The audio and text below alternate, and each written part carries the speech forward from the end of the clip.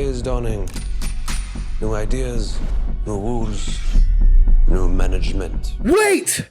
Before we get into this action-packed fourth film in the franchise, please do us a favor. Hit that subscribe button right at the bottom. Hit that subscribe button right at the bottom. John Wick is back and he's here to flip the high table once again. John Wick is still on the run, goddammit.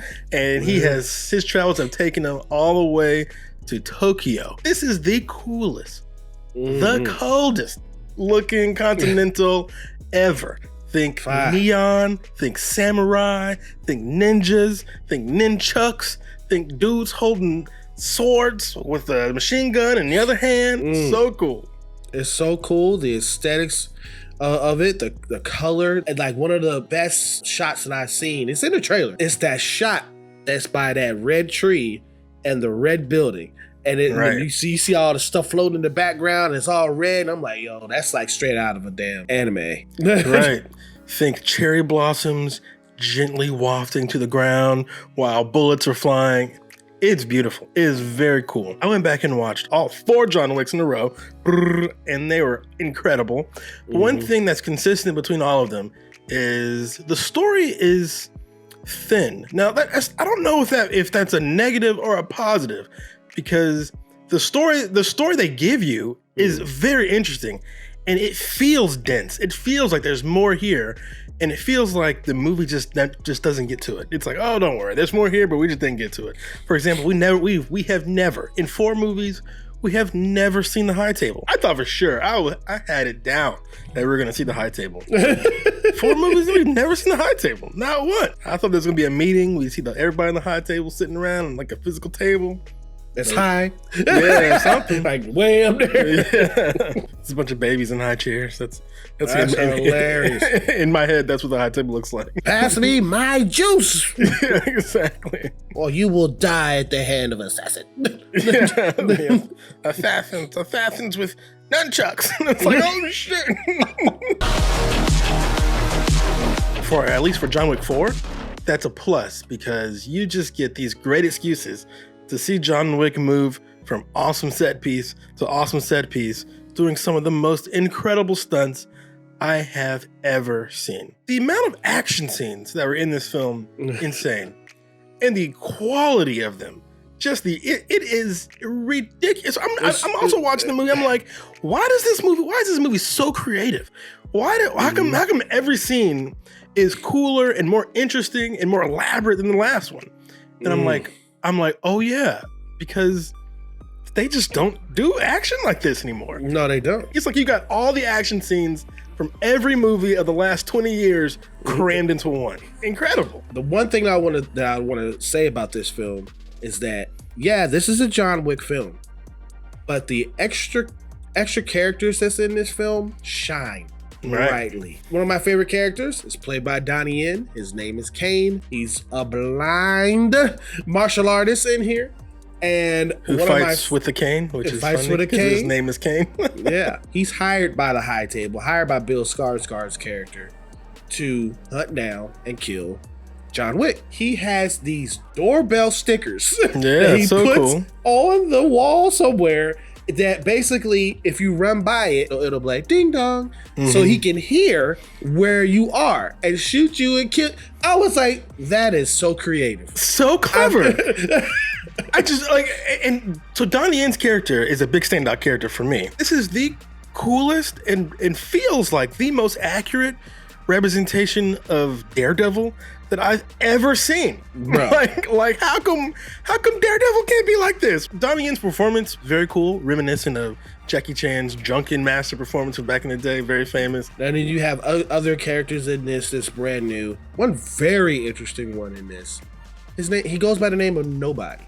Yeah, Mr. Nobody. Mr. Nobody is like a rogue assassin. He seems to operate outside of John Wick's world and the high table and all that stuff. John Wick called him a tracker, but what does that even really mean? not 100% sure. And this is kind of what I'm saying. Like there are things the movie doesn't over-explain things, right? It's like, look, here's a dude. He's outside of this world, but he's just as badass. Why? I don't know. Where did he learn this stuff from? I don't know. He's got like a little notebook where he's like comparing notes. Like you can tell he's not completely familiar with this world, you know. And I could see a completely separate film series starring this guy and his dog. And the fact that you can even imagine that is something that Marvel used to do, right? They used to not over explain things. So you gotta give the audience some room. Let me imagine where he was. Let me guess. Let me think. Let me participate. But Marvel will flip every rock until you're just not interested anymore. It's just like Star Wars, you know? But as of right now, for John Wick, that hasn't happened, and it's great. Another standout character, since you're going through awesome characters, is the daughter of the Tokyo Continental. She works with like bow and arrow, and she also has swords, and she has some of the coolest stuff. She did this split and was like shooting the dude as she was doing the split in the head. Blah, blah, blah. I was like, oh! So cool. And so you can feel the John Wick universe in John Wick 4 starting to branch out away from John Wick. I love the John Wick series, and I genuinely love this movie. This was a very, very good movie. Scott Adkins is a well-known martial artist in film. Usually plays the bad guy, although he has played hero in some other straight-to-DVD martial art films. Most noticeably, he played the bad guy in Undisputed 3 with Michael Jai White. And he's a bad mother, right? Yeah, but in this film, he is totally unrecognizable, and he is acting. He's not. He actually changed his voice. He changed his old mannerism to turn into this underworld kingpin. And he was throwing hands. And he fights like a big man would fight. You know, it's really cool. And that whole fight is staged in like this club. It defies logic that everybody's still dancing while like everyone's killing, but it doesn't matter. This is John Wick, okay? It doesn't matter. And all that stuff. And it's like, getting punched and stuff. It's like, dude, you just saw somebody get an axe to the head, like 10 feet away from you. I know, and they're like, well, this like ecstasy baby is hitting the right spot. I'm saying all kind of shit. You know, is this real? We don't know. But with that character, I'm like, is this the coolest version of Kingpin that I've ever seen? Yeah, I can see that. So I'm like, why are we getting such a creative version of Kingpin and such a creative version of Daredevil? I'm like, what the heck? So creative, man. Like, I feel like sometimes, like Hollywood movies, when they want to stage a crazy action film, they'll stage it on a train. How many fucking fights have we seen on a train? Right, a million. Many. But this one, to stage a cool fight scene, you know what they do? They just go outside, and guess what's outside? Traffic. Right? So John Wick is fighting in the middle of traffic. So thrilling. Now, this is a little inside baseball here. I had to go to work on Saturday, man. 7 a.m. I had and my movie wasn't until 10:30 at night, and so I'd been up all day. I was like, man, am I gonna fall asleep in John Wick? Because I'm exhausted. I did not. My crowd was bumping. People were shouting and yelling and cheering and clapping, and some people were like openly sobbing when Lance Reddick shows up. Like, this was for me like a fantastic movie experience. R.I.P. to Lance Reddick, man. And of course, in reality, he passed a week before the movie premiered. When we see films with Bill Skarsgård in it, I'm like, you're the talented one. You're the talented one. That's true. Okay, because Bill Skarsgård's in here, which is a big sign that you got a pretty good movie going. There's another guy that I was like, I'll just follow his whole filmography. And then when he showed up, I'm like, is that Clancy Brown?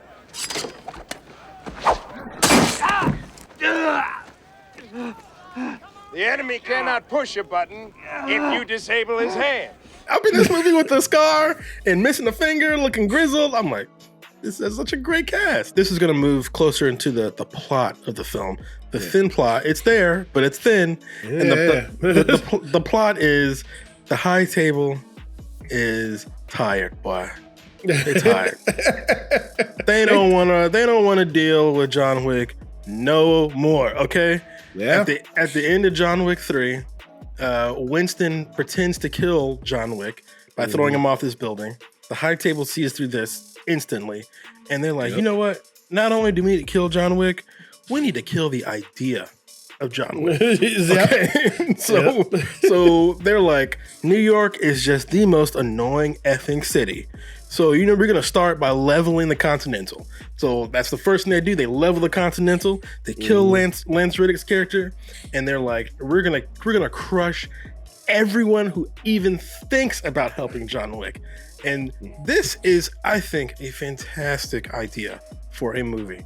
Because we all know John Wick's going to be okay, right? At least until the end of the film, we know he's going to be okay. But the cast of characters around him, we don't know, right? We don't know. And all these people are his friends. These people went to war with him. So he's like, I have to protect these people. Right. So the stakes have gone up. They feel so high because now you've got the owner of the Tokyo Continental. He's fighting, and you're worried about him. His daughter is in there fighting. You're worried about her. Winston? Winston's there. We worried about him. Is something going to happen to the Baron King? Yeah, exactly. Yeah, Morpheus. I'm like, Morpheus, please be okay. We worried about him. Our new character, the Mr. Nobody / the tracker guy, we're worried about him and his dog.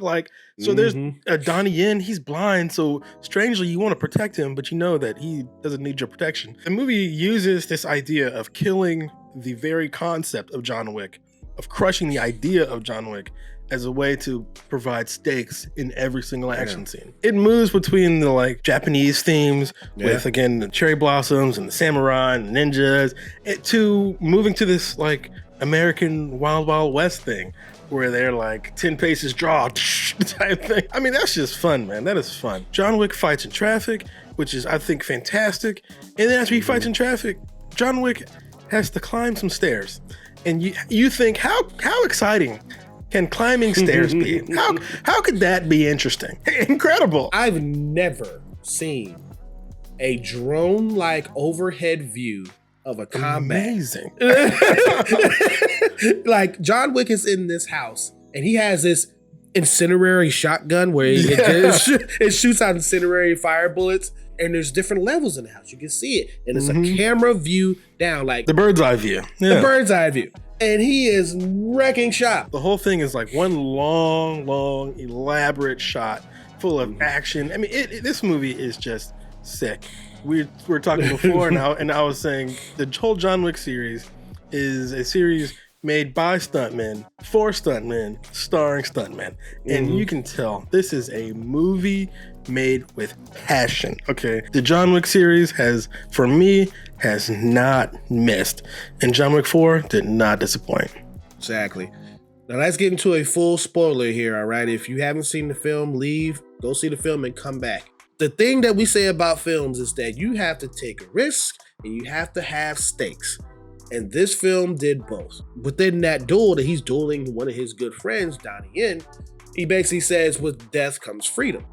And he sacrifices himself so Donnie Yen can get out of his contract by killing him and then in turn saving his daughter. As John Wick is dying there. He's in the between the church and the bottom of the stairs, and it's kind of like heaven and hell kind of thing. It's assuming that he's dead because one, we don't see his body, but two, we just don't know. Right. They left the door open a little bit as to whether or not he's dead or not. In John Wick 3, they said the only way you can truly be free of the high table is through death. And that whole theme comes back again here. And what does this mean? Is John Wick actually dead? Or is he just hiding? Is he dead? I don't know. And I don't think it actually matters. I've seen people on Twitter arguing whether or not John Wick is dead. I think thematically it makes sense that he's dead, that the character's dead. Right. Thematically, that's how you get out, right? But they, like you said, you never really see him die, and the way he died, like you said, he died slumped over on the stairs. This is the exact shot of him dying in the first scene in John Wick 1, which obviously he survived that. And it's almost the exact same wound and almost the exact same spot as it was in John Wick 1. So he could survive, but I think thematically it makes sense that John Wick is dead. As for the future of the franchise, I'm nervous. I am so deeply, passionately uninterested in this ballerina movie that they've got coming out for this. I don't give an F. What about the Continental, man? It tells Winston's backstory. The HBO Max series, man. What's about that, huh? I'm violently opposed to that. I don't want to see it. One of the cool things about John Wick is it's always so forward thinking, right? It always moves forward. So far, it has never looked back. We don't really see, there's no flashbacks to John Wick's past. They insinuate where John Wick came from. They insinuate things and they say, oh, he was an orphan from Belarus, and but we don't ever see him as a kid. There's no actor cast as like young John Wick or young Winston, and I like that. I like things that move forward.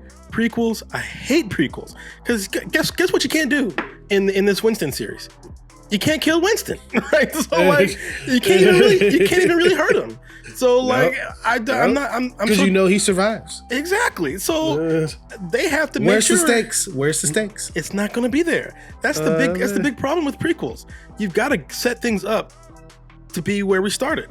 So I'm like violently against that. I hope it doesn't happen. This whole thing with Winston, I don't want to see it. But I'm not interested. Are you not interested in Kane? No, I don't want to see it. No, don't do it. Don't do it. There is a such thing as too much. You can have too much of a good thing. But you good with Mr. Nobody, though. I don't want to see none of that shit. I don't want to see no more Mr. Nobody. I don't want to see no more Donnie Yen. None of it. Move on. Let's do something completely new. I would love to just end the John Wick series as an incredible series of 4 killer movies that don't miss.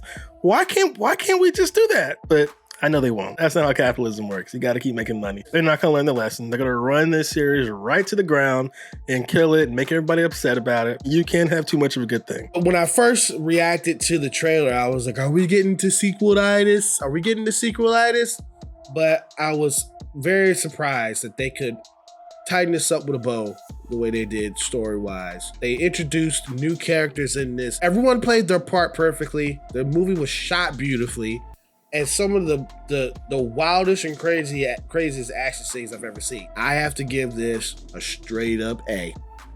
Yep, I'm giving this one an A2. I went in thinking, I don't know which one of these John Wick films is my favorite. I love them all. And I think I found it. It's John Wick 4. This is the best John Wick movie ever. Not only that, this is probably, I gotta think about this shit now. This might have been one of the best action films I've ever seen. Like, it is just incredible. The only movie that I can think of that might battle it is like Kill Bill or something. These are humans risking their bodies, risking their lives to entertain you. I was so wrapped up in the film, I never got to find or notice or look for any Buster Keaton references. John Wick is not shy about it. There's always Buster Keaton billboards in the background of every John Wick film. I'm confident it's here in John Wick 4, but I didn't see it. But I really loved this series, and because I love it so much, I want it to end. I don't want to run this into the ground. I don't want to flip every rock. I want to have these guys move on and do something awesome with something new. I know that won't happen, but that's my wish that I would like to put out there in the world. Now, dumb question to ask, but do you recommend it? Yeah, of course. This is great. I recommend it if you've seen any of the other John Wicks, and I recommend it if you haven't. This is a fantastic film. And I also recommend this film. Now, most importantly, do you recommend this film? Please get down in the comments and let us know what you thought of John Wick 4. And also let us know, rank them. Which one's your favorite? That is our review for John Wick 4.